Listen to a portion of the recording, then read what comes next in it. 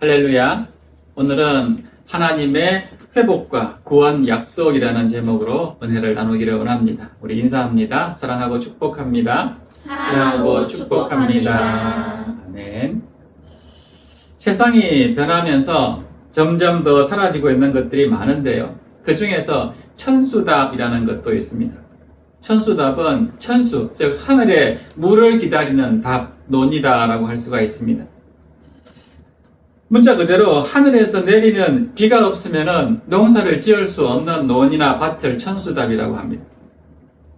요즘은 곳곳에 댐이 건설되고 또 수로 시설이 잘 발달이 되어 있어서 이런 천수답들이 점점 다 사라지고 이제 없어지고 있는 추세지만은 옛날에는 비가 내리지 않으면 농사를 지을 수 없는 그런 천수답들이 참 많이 있었습니다.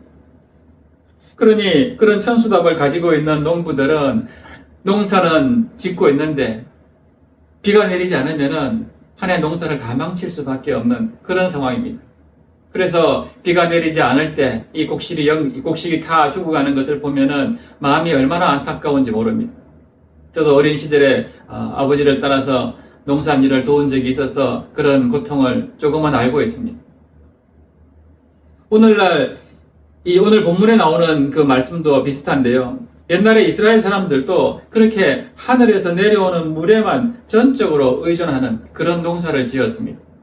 본문 1절에 보시면은 봄비가 올 때에 여호와 곧 구름을 일게 하시는 여호와께 비를 구하라. 무리에게 소낙비를 내려서 밭의 채소를 각 사람에게 주시리라 하고 말씀하고 있는데요. 이 말씀은 정말 비를 간절하게 바라는 농부의 심정을 아는 사람만이 제대로 이 말씀을 실감할 수가 있습니다. 여기 나오는 봄비는 4월과 5월에 내리는 비인데 이스라엘 사람들은 늦은 비라고 불렀습니다. 그리고 이런 비가 있는데 이것은 10월과 11월에 걸쳐서 내리는 가을비를 말합니다. 그런데 이 가을비는 이스라엘 지방에서 이제 뿌린 씨앗이 싹이 돋고 이제 우미 터는 그런 자라게 하는 그런 비라고 한다면은 본문에 나오는 이 봄비 4, 5월에 내리는 이 늦은 비는 그 곡식이 이제 자라가지고 열매를 맺고 익어가는 수확의 계절에 내리는 비가 바로 이 늦은 비, 봄비입니다. 그런데 이런 늦은 비, 이제 곡식이 연걸어서 이삭이 연걸어지고 많은 열매가 맺어야 되는 그 시기에 비가 오지 않으면 어떻게 됩니까? 이제 한 해 농사가 망하는 겁니다. 열매를 풍성하게 맺어야 될 시기에 전혀 비가 내리지 않으면 다 말라 비틀어져 죽을 수밖에 없기 때문이죠. 그러니 그 수확의 계절에 이 늦은 비를 기다렸던 이스라엘 백성들에게 있어서 이 비는 너무나도 간절한 소망이었던 것입니다.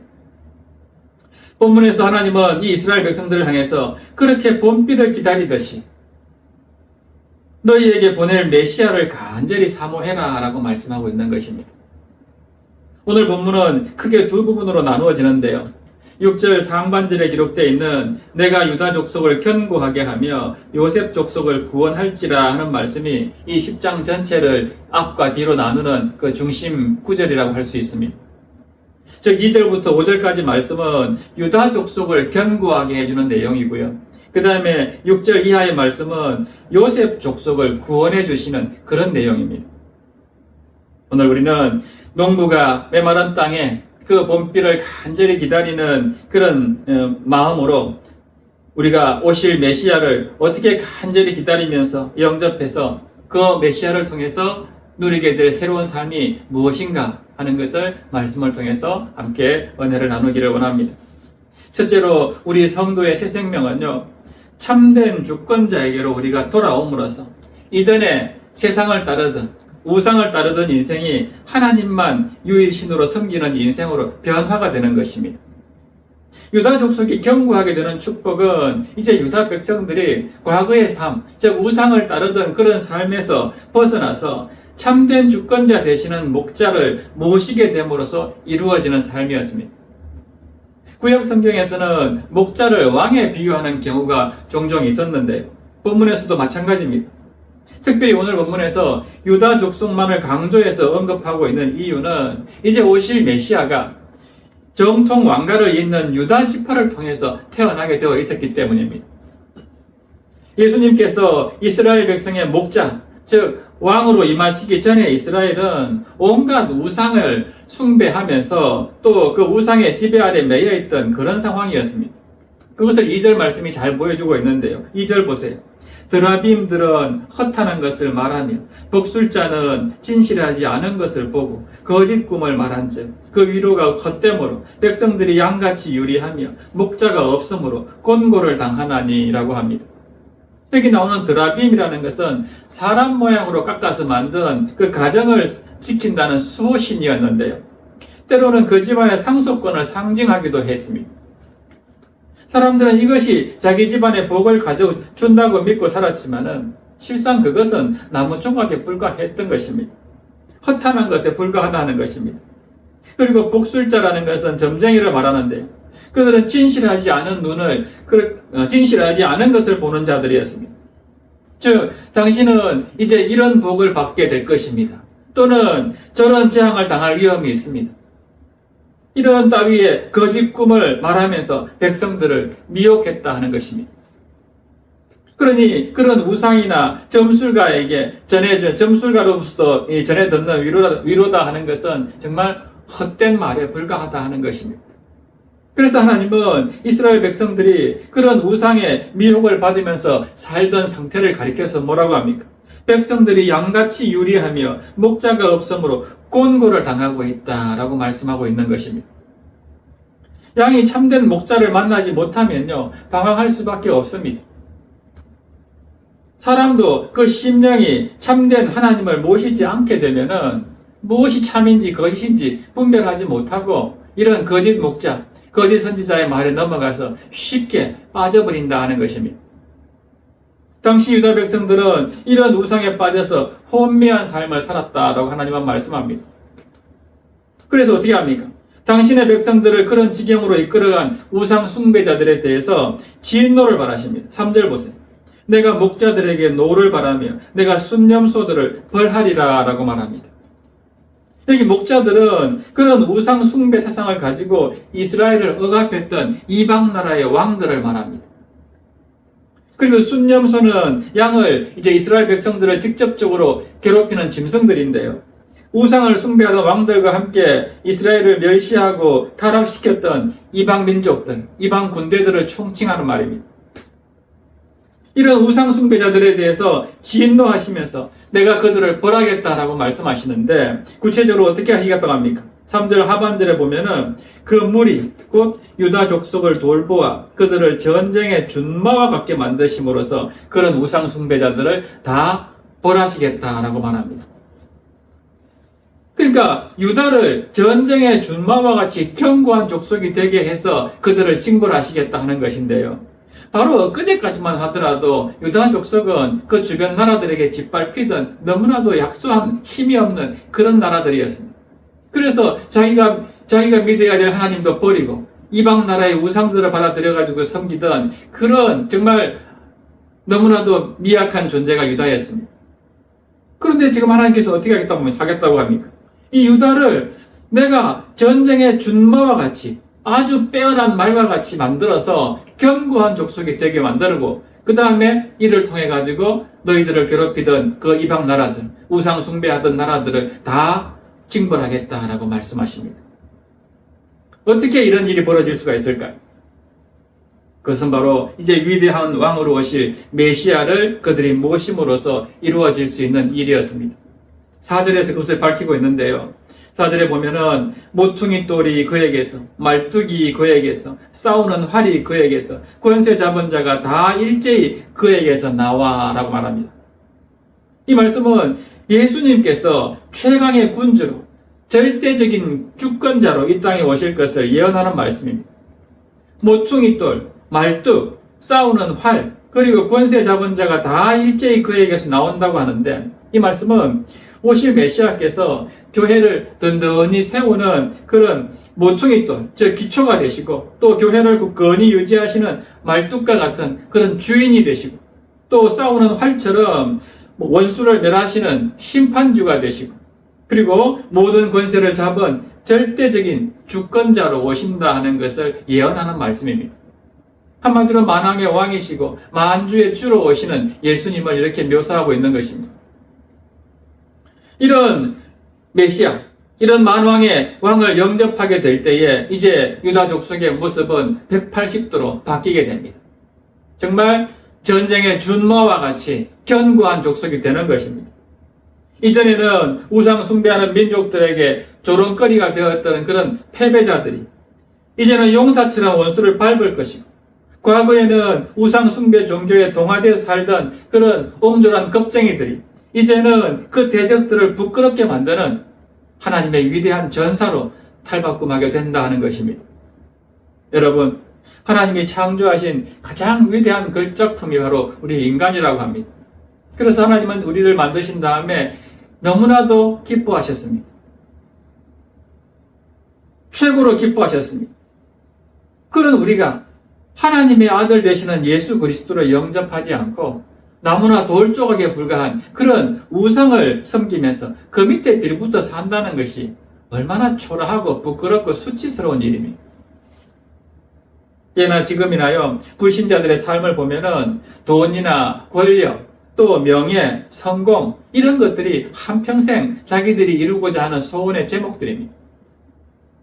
이런 것들만 내 집에 들어오게 되면은 틀림없이 나는 행복해질 것이다 기대하면서 자기 집에다 부적도 갖다 붙이고, 또 어떤 집들은 생선포를 말린 생선포를 갖다가 벽에다 걸어 놓기도 하고, 어떤 집들은 또 실타래를 갖다 걸어놔서 실처럼 길게 장수한다는 그런 복을 누리겠다 그러면서 그렇게 진열해 놓은 집도 있고요. 이런 현대판 드라빔들을 집 구석구석에다가 붙이고 걸어 놓고 있습니다. 자신의 미래에 이런 것들만 보장된다면 세상 누구보다 만족스러운 그런 인생이 될 것이다, 이렇게 스스로 확신하면서 점쟁이나 무슨 도사들이 예언해주는 그런 거짓 꿈들을 철석같이 믿고 살아가는 것입니다. 하지만 성경은 뭐라고 합니까? 그런 사람들은 필연적으로 요리하는 인생, 즉 방황하는 그런 인생이 되고 또 곤고를 당하는 인생으로 끝나고 만다라고 말씀하고 있습니다. 그러므로 우리는 그 무엇보다도 왕 중의 왕으로 오신 이 예수 그리스도를 통해서 내 인생의 진정한 주권자가 누군가 하는 것을 찾아야 됩니다. 그런 나무나 돌 조각이 과연 내 인생의 주권자인가? 내가 믿고 따라야 할 존재인가? 아니면 정말 하나님이 말씀하시는 이 예수 그리스도, 이분만이 내가 믿고 따라야 할 그런 분이신가 하는 것을 찾고 깨달아야 하는 것입니다. 그 참된 목자 되시는 예수님을 만나야지만이 이 세상의 그 가짜 목자들, 또 우리를 괴롭히는 이 순념소들의 정체를 정확하게 꿰뚫어 볼 수가 있는 것입니다. 진리를 알게 되면은 거짓이 무엇인지 알게 된다는 것입니다. 우리가 진리를 모르기 때문에 무엇이 거짓인지 가짜인지 모르는 것입니다. 진짜 다이아몬드를 알고 있는 사람은 금방 이게 가짜인지 뭔지 알 수가 있지 않습니까? 근데 이게 진짜 다이아몬드인지 아닌지를 알지 못하는데 무엇이 진짜인지 가짜인지 분별할 수 있습니다. 그렇기 때문에 나의 진정한 진짜 주인 되시는 예수님이 누군지를 찾고 그분을 만나야 한다는 것입니다. 그렇게 되면은 나에게 그렇게 괘씸하게 유혹하고 미혹했던 가짜들이 무엇인가 하는 것들을 분명하게 깨닫고 그것들에게 우리가 미혹당하지 않고 흔들리지 않게 된다는 것이죠. 예수님을 믿기 전에 우리의 삶을 보면은 또 그 똑똑한 사람을 만나면은 괜히 그 앞에서 부끄러워지고, 또 높은 자리에 있는 사람, 나보다 지위가 높은 자를 만나면은 괜히 저절로 주눅이 듭니다. 하고 싶은 말도 못합니다. 또 나보다 훨씬 더 부자, 성공한 사람을 만나게 되면은 그만 그 앞에서 기가 죽습니다. 하지만 이제 온 세상의 왕으로 오신 예수 그리스도를 영접한 우리의 삶은 어떻습니까? 전혀 거기에 휘둘릴 필요도 없고 짓눌릴 필요도 없습니다. 세상적으로 아무리 잘 나가는 인생처럼 보여도 그들이 하나님이 아닌 것을 높이고 또 그것을 의지하며 살아간다면은 우리는 그런 우상 숭배자들 앞에서 전혀 부끄러워할 이유가 없습니다. 기죽을 이유가 없습니다. 왜 그렇습니까? 우리의 아버지는 온 천지 만물을 창조하신 하나님이시기 때문에 그렇습니다. 이 세상에 잘 나가는 그런 우상 숭배자들은 결국은 이 땅 가운데서 아무리 높이 산다 할지라도 그들의 마지막은 하나님의 진노 아래로 떨어지는 영원한 멸망밖에 없다 하는 것을 성경은 한결같이 강조하고 있습니다. 그러므로 성육신하신 이 성자 예수님께서 증거해 주신 하나님을 온 열방의 유일한 통치자, 또 내 생명의 참된 주인으로 깨닫고 영접해서 나를 미혹하는 모든 우상의 유혹을 다 물리치고 끝까지 여호와 유일의 그런 신앙을 지키면서 살아가는 저와 여러분이 되시기를 축복합니다. 두 번째로 우리 성도에게 주시는 이 새 생명은요, 참된 구원주를 모시게 됨으로써 이전에 세상에 얽매였던 우리 인생이 이제는 하나님의 구속 역사의 주인공으로 쓰임받게 된다 하는 것입니다. 6절 이하에 기록된 요셉 족속의 구원 이야기를 통해서 그것을 알 수가 있는데요. 아까 유다 족속에게 주신 말씀에 비해서 이 요셉 족속을 향한 말씀은 조금 다른 각도에서 이렇게 기록되어 있습니다.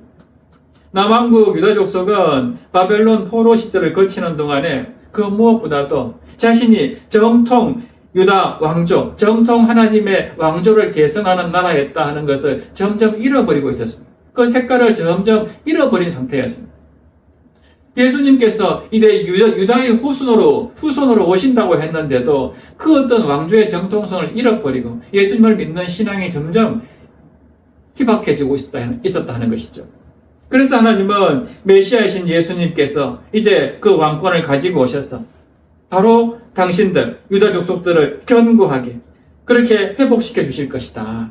그러니까 너희들은 이제 너희 후손으로 오실 그 신앙의 유다의 그 정체성, 왕조의 정체성을 분명히 가져야 한다라는 그런 회복의 말씀을 주셨는데, 그에 반해서 이 요셉 족속에게는 계속 반복되는 표현이 본문에 나옵니다. 그게 무엇입니까? 그들이 돌아오게 하리니 하는 말씀이 6절 이하에 보면 계속해서 반복됩니다. 하나님께서 반드시 돌아오게 하겠다. 즉 구원해 주시겠다는 것입니다. 왜냐하면 요셉 족속, 이 사람들은 북이스라엘 백성들이었는데 아수르에 멸망당한 뒤에요, 전부 다 각 이방 곳곳에 흩어져서 살게 됩니다. 그래서 이 요셉 족속들에게 있어서는 흩어져 있던 가족들이, 친지들이 다시 한자리에 모여서 사는 것이 정말 한결같은 소원이었습니다.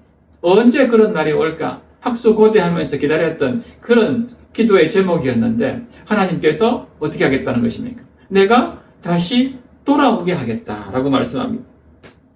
10절에 보면은 내가 그들을 애굽 땅에서 돌아오게 하며 그들을 아수르에서부터 모으며 하는 이런 말씀이 바로 그 취지입니다. 하나님은 그렇게 하기 위해서 심지어 어떻게 한다고 합니까? 내가 그들을 향해 휘파람을 불어서 그들을 모을 것이다 라고 말씀합니다. 8절 보세요. 내가 그들을 향하여 휘파람을 불어 그들을 모을 것은 내가 그들을 구속하였습니다. 그들이 전에 번성하던 것 같이 번성하리라. 목자가 자기 양떼를 모을 때 휘파람을 불면은 양이 그 휘파람 소리를 듣고 모이는 것처럼 하나님께서도 이방 곳곳에 흩어져 살던 유대인들을 그렇게 불러 모으시겠다는 것입니다. 하나님의 음성으로 다 양이 목자의 음성을 듣고 달려 모이는 것처럼 너희들도 그렇게 내가 다 불러 모으겠다라고 약속하십니다. 그래서 이제는 아무리 먼 곳에 있더라도 하나님의 백성이라면은 한 사람도 빠짐없이 다 살아서 그들의 자녀들과 함께 돌아올 수 있도록 하나님께서 은혜를 베풀어 주시겠다라고 약속합니다. 사실 요셉 족속에 있어서는 이것은 거의 불가능한 꿈에 불과했습니다. 과연 이런 일이 벌어질 수 있을까 상상할 수 없는 그런 상황입니다. 그런데 하나님께서 이렇게 그들을 구원해 주시겠다라고 말씀을 하니까 이제 요셉 족속을 향해서 6절 중간 부분에 보면은 그들이 이런 고백을 한다고 합니다. 그들은 내가 내버린 일이 없었음 같이 되리라. 무슨 말입니까? 그들이 범죄함으로써 하나님의 징계를 받고 이방 곳곳으로 뿔뿔이 흩어져 살았지만은 이제 꿈에도 그리던 고향 땅으로 다시 돌아오게 하신다는 그 하나님의 은혜를 경험하고는 뭐라고 고백한다는 겁니까? 결코 하나님이 우리를 내버리신 것이 아니었다는 것을 깨닫게 된다는 것입니다. 단지 하나님이 우리가 저지른 범죄 때문에 사랑의 매를 채찍을 들어서 잠시 나를 징계하신 것이지 결코 나를 완전히 포기하거나 나를 내버리신 그런 하나님이 아니었구나 하는 것을 자기 입으로 고백하게 된다는 것입니다. 그러면서 어떻게 말합니까? 하나님은 여전히 그들의 여호와 하나님이시다 하는 것을 확신하면서 여호와로 말미암아 마음에 즐거워하는 그런 새 삶의 기쁨을 만끽하게 될 것이다 라고 하나님께서 말씀하십니다. 그리고 이제 10절 하반절 이하에는 그 후에 요셉 족속이 거할 곳이, 이 살 곳이 부족할 정도로 많은 나라들을 정복하게 될 것을 예언하고 있습니다. 나일의 깊은 곳으로 표현하고 있는 이 애굽과 또 아수르는 그 전에 이스라엘을 지배하고 괴롭혔던 대표적인 나라들인데, 이제 하나님께서 요셉 족속을 이끌고 그 애굽과 아수르를 향해서 나아가겠다는 것입니다. 그들을 이제 요셉이 정복할 수 있도록 하나님께서 길을 여시겠다는 것이죠. 또 길르앗 땅과 레바논, 이 땅들은 부족할 것이 없고 풍족한 땅, 너무나 비옥하고 아름다운 땅인데 그 땅도 하나님께서 요셉 족속에게 주시겠다라고 말씀하십니다. 그들의 힘으로는 도저히 할 수 없는 일이었습니다. 온 백성들이 다 뿔뿔이 흩어져 있는 상태에서 무슨 길르앗 땅을 얻고 또 애굽과 그 강대한 아수르를 그 정복을 하고 이게 말이 되는 그런 일입니까?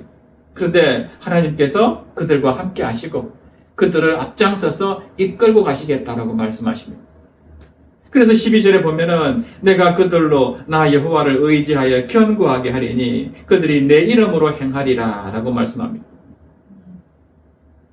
하나님만 의지해서 이제 그들을 견고하게 만들어서 그들이 가는 곳곳마다 여호와의 이름으로 나아가는, 다윗이 골리앗과 싸울 때 내가 만군의 여호와의 이름으로 나아가노라 외치면서 싸웠을 때에 한 방에 물맷돌로 쓰러뜨렸듯이 이제 요셉 족속들도 여호와 하나님의 이름으로 나아가게 했어. 자기가 가는 곳곳마다 다 승리하고 그 땅을 하나님께서 선물로 주시겠다라고 약속하고 있다는 것입니다. 그런데요, 아까 유다 족속과 마찬가지로 이 요셉 족속을 향한 예언도 궁극적으로는 이제 오실 메시아를 통해서 우리 신약시대 성도들에게 성취될 약속입니다. 왜냐하면 역사적으로 봐도 이 요셉 족속이 흩어졌던 그 요셉 족속이 다시 그 북이스라엘에 모여가지고 번성하면서 사는 때는 없었습니다. 하지만 그 대신 이 예언은 다시 오시는 메시아, 그 예수님을 통해서 한 구절도 빠짐없이 완벽하게 성취가 되었습니다. 오늘 우리 역시 이전에는 다 불신앙의 백성들 가운데 흩어져 살던 그 요셉 족속과 같은 죄인들이었습니다. 거기서 빠져나왔다가는 그 세상 가운데에서 빠져나오게 되면은 나는 살 길이 없다고 생각했던 그런 어리석은 사람들이었습니다. 또한 스스로 빠져나올 힘도 없어서 그냥 섞여서 같이 죽어가던 그런 사람들이었습니다. 세상 친구들, 나와 그렇게 불신자 세상 친구들이, 친한 친구들이 있는데 그 친구들하고 이제 나는 벽을 쌓고 살 수밖에 없는 그런 존재다라고 생각한다면은 아마 믿음이 있는 사람들도 쉬운 선택이 아닐 텐데 그걸 다 포기하고 나올 수 있는 믿음이 요셉 족속에게 생긴다는 것입니다. 왜요? 하나님께서 함께 하시기 때문에, 그들을 견고하게 만들어주기 때문에, 세상 친구보다도 훨씬 더 강성한 민족이 되도록 하나님께서 힘을 주시기 때문에,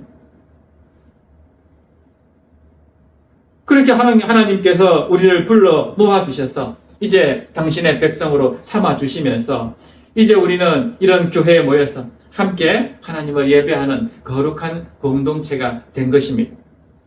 또한 주님의 십자가 그 사랑을 통해서 하나님이 우리에게 얼마나 큰 긍휼을 베풀어 주시는지를 이런 말씀을 통해서, 찬양을 통해서 우리가 늘 깨달으며 살게 되는 것입니다. 그래서 하나님만이 우리의 참된 신이시고 하나님만이 내가 영원히 따라야 할 그런 하나님이시라는 것을 고백하면서 오직 그 하나님으로 말미암아서 기뻐하고 즐거워하는 새 삶을 우리가 누리게 되었다 하는 것입니다. 얼마나 놀라운 일입니까? 2000년 동안 나라 없이 살던 이스라엘 민족이 지금 팔레스타인 땅에 다시 모여 살게 된 것과도 비교할 수 없을 정도로 우리에게는 놀라운 은혜가 베풀어진 것입니다.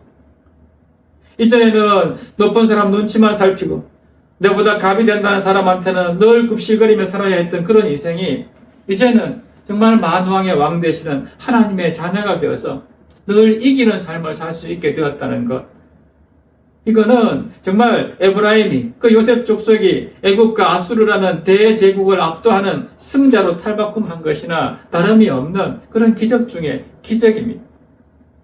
그러므로 여러분, 한번 택하신 자는 결코 내버리지 않고 반드시 주님이 세우신 이 교회를 통해 불러 모아주시는, 휘파람을 불어서라도 불러 모아주시는 그 예수님을 나의 영원한 구주로 모시고 더 이상 이 땅에 썩어져 없어질 것들, 죽어버릴 그런 허황된 것들에 휘둘리지 않고 끌려다니지 않고 오직 주님의 나라와 주의 의를 위해서 크게 쓰임받는 하나님의 자녀들이 다 되시기를 축복합니다. 말씀 정리합니다. 내셔널 지오그래픽 같은 과학 다큐멘터리 TV를 보면요, 아프리카 대초원지대에서 벌어지는 신비한 생명의 활동들을 우리가 생생하게 볼 수가 있는데, 그런 대초원들은 1년 중에 대부분 이 초원지대에 비 한 방울 내리지 않는 건기로 이어지다가 한 번씩 우기가 되면요, 일시적으로 엄청난 그런 비가 내리는데 그 비가 한번 지나가고 나면은 정말 신기한 변화가 나타난다고 합니다. 그처럼 바짝 말라서 흙먼지만 휘날리는 땅이 며칠 사이에 정말 눈을 의심할 정도로 너무나도 푸른 대초원이 펼쳐지고요. 또 땅속 깊이 거의 죽은 것처럼 묻혀있던 개구리라든가 물고기들이 살아서 움직이게 되고, 또 그래서 정말 물이 이 생명의 근원이다 하는 생각이 절로 들 정도로 그 한 번의 그 비로 인해서 온 생태계가 완전히 약동을 하는 그런 모습들을 우리가 보게 됩니다. 마찬가지로 하나님이 주시는 이 성령의 단비가 내리게 되면은 메말라 가던 우리의 심령이 변화가 되어서 이런 새 생명, 정말 새 은혜의 축복을 누리게 된다 하는 것을 우리가 기억해야 됩니다. 성령께서 내 안에 오시면은 정말 나의 가장 내 인생의 주권자 되시는 예수님이 누구신가를 우리가 알게 되고 그분을 영접할 마음이 생기게 됩니다. 그리고 그 고마운 생명의 구원주이신 예수님을 모시고 따르는 그런 새 삶을 우리가 시작할 수 있게 되는 것입니다. 그러므로 정말 간절히 바라기는, 오늘 서두에 말씀드렸다시피 이스라엘 백성들이 수확기에 그 늦은 비, 봄비를 간절하게 기다렸던 것처럼 오늘 우리 역시요, 예수님께서 나의 구원주시다, 내가 영원히 따르고 의지할 분이시다라는 것을 알려면은 주의 영이 우리 가운데 충만해야 됩니다. 바로 성령 하나님께서 우리 안에 오실 수 있도록 이스라엘이 봄비를 간절히 기다렸던 것처럼 그 성령의 은혜, 성령의 단비를 간절히 기다려서 정말 하나님만이 나의 구원주시다, 그분만이 나의 모든 것을 다스리고 나의 모든 것을 아시고 가장 선한 길로 인도하시는 분이시다, 내가 따라야 할 분은 바로 그분이시다 하는 것을 믿음으로 고백하고 정말 그분이 기뻐하는 인생 살아가는 우리 모두가 되시기를 주님의 이름으로 축원합니다.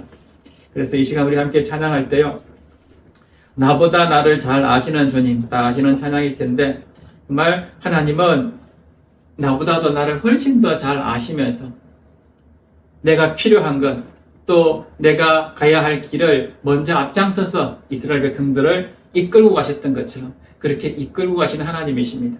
그래서 하나님 나를 살피셔서 나의 마음 다 아시오니까 나를 영원한 길로 인도해 달라는 이 가사의 고백이 우리의 고백이 되기를 원합니다. 우리 함께 찬양하고 기도했으면 좋겠습니다.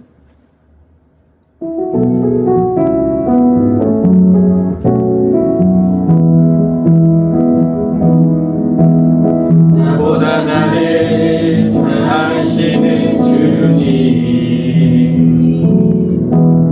내 주를 떠나 어디로 가겠나 하니까 나 어디 가든지 주 손이 나를 인도하시며 주의 오른손이 나를 붙드시리다. 나를 창세 전부터 계획하시고 지금까지 인도하시네. 하나님이여 주의 생각이 어찌 그리고 외로우신지요. 나의 생각보다 나의 뜻보다 더 크고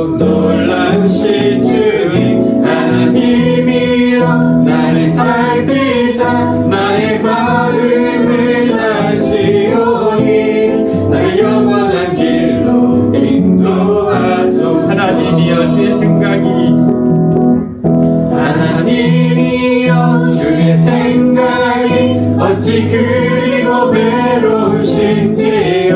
나의 생각보다 나의 뜻보다 더 크고 놀라우신 주님 하나님이여 나를 살피사 나의 마음을 다시오니 나의 영원한 길로 인도하소서.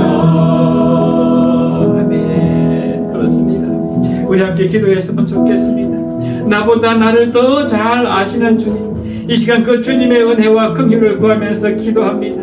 우상을 숭배하며 죄악 가운데 메말라가던 이스라엘 백성들을 긍휼히 여기시고 그들에게 해갈의 봄비, 그 늦은 비에 은혜를 내려주셨던 것처럼 오늘 우리에게도 성령의 담비를 내려주시옵소서. 그래서 오직 하나님만 섬기며 하나님만 경배하고 찬양하는 하나님의 자녀들 되게 하여 주시옵소서. 우리 이런 마음으로 주님 이름 한번 부르시며 기도합니다. 주여,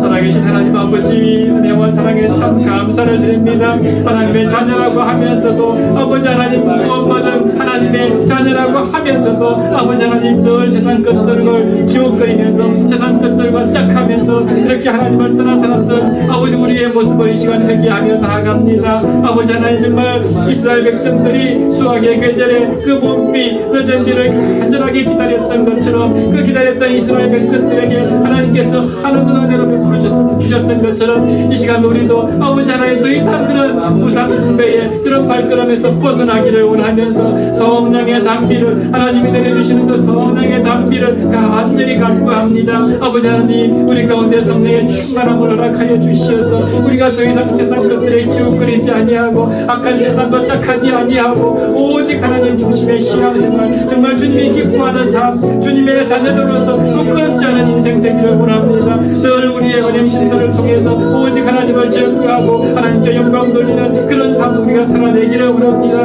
아버지 하나님 우리를 붙드시고 아버지 우리의 발걸음을 인도하여 주시옵소서. 그래서 아버지 하나님 내가 나아가는 곳곳마다 아버지 하나님 주관하는 것들이 아버지 변하여 새로운 사람이 되게 하여 주시고 아버지 내가 만나는 모든 영혼들이 하나님을 알게 되는 역사가 있게 하여 주시옵소서. 그래서 정말 이 땅을 하나님의 나라로 변화시키고 바꾸어 나가는 아버지 이 땅에 주신 우리 교회의 사명 넉넉히 힘있게 감당하는 우리 모두가 되게 하여 주시옵소서.